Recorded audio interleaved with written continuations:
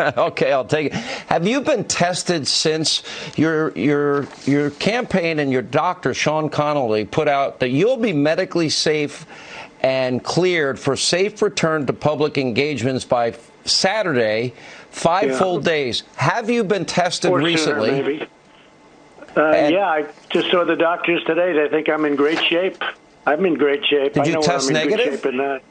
And I'll tell you, I took this Regeneron. It's phenomenal. And Eli Lilly has something very comparable. It's phenomenal. And it's a whole new day. It's a whole, and if you go back a few months, nobody ever even thought about this stuff. We came up with it.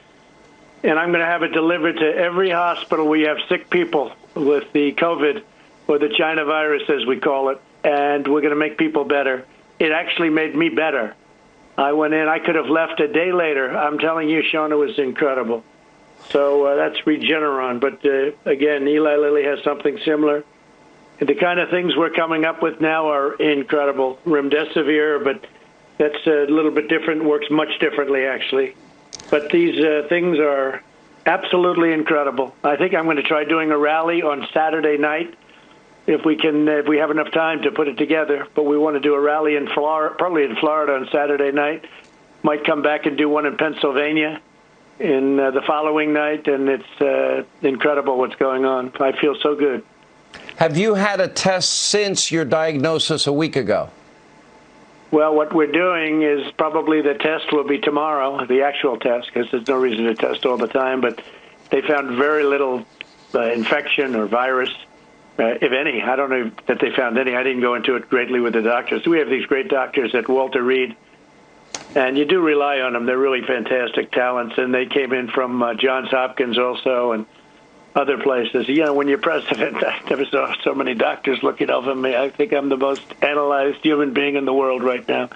Well, I didn't even want to use them. You know, last time I had a big problem. They oscillated my mics when I had the one debate. We had 3 debates with Hillary, and on, I think, the first debate, on the first debate, they oscillated the mic, and they oscillated it very, very seriously. And they actually apologized to me. Will you encourage your supporters to get out and vote early? Well, I want them to vote, but I will say this. Absentee is okay, because absentee ballots,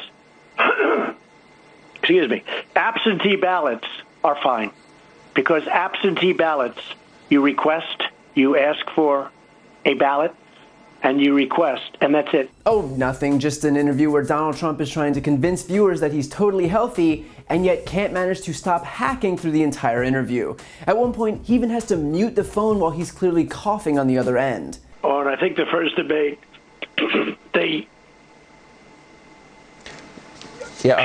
first debate, they oscillated the mic. And look, I'm not in the business of giving the Trump campaign advice, but I feel like it goes without saying that if you're trying to convince people that you're fine, maybe don't call into a national cable TV show while you're extremely ill with a virus that's so deadly, it's already killed 210,000 Americans. Just, you know, for starters. Notice that when Sean Hannity asks point blank whether Trump's tested negative, he doesn't actually answer. At no point will he say yes or no. He just goes off on some infomercial for Regeneron. Why? Because Trump thinks that if he can find some type of medicine and hawk it hard enough, that he'll be able to take credit for it. Just like he did with hydroxychloroquine. Forget that it was his fault that the virus was never contained. He just wants to swoop in like a white knight with some treatment that he can push onto the entire country so that he can pretend like he solved the problem, as if he's the hero in the story. Kind of like if Batman saved people from a burning building that he himself set on fire. As for Hannity's question on whether or not Trump tested negative, here's the thing. If Trump tested negative, he'd say it. Trump filibustering here is all the proof you need that he's still positive for the virus. If he had any definitive proof that he was in the clear, it would be plastered on every single Trump social media channel and Fox News show there is. And yet the fact that all he managed to get was him skirting the question every single time he was asked is basically an admission that no, of course Trump is not tested negative. Eventually Hannity does manage to get Trump to at least acknowledge the issue of testing, and Trump claims that he hasn't had a test yet, but that he'll be taking one tomorrow. Right. The most carefully watched person in the world, purportedly recovering from a deadly virus, and they just didn't bother to test him today. What's more likely is that Trump has been tested because he's tested every day, and that it was obviously still positive. And so rather than say that, he'll continue to lie, because why pivot to honesty now after more than 20,000 lies already? If nothing else, you gotta credit the guy with his consistency. Trump then goes on to say that he's gonna do a rally on Saturday night. I know it's only been a few seconds since I mentioned it last, but it might bear repeating.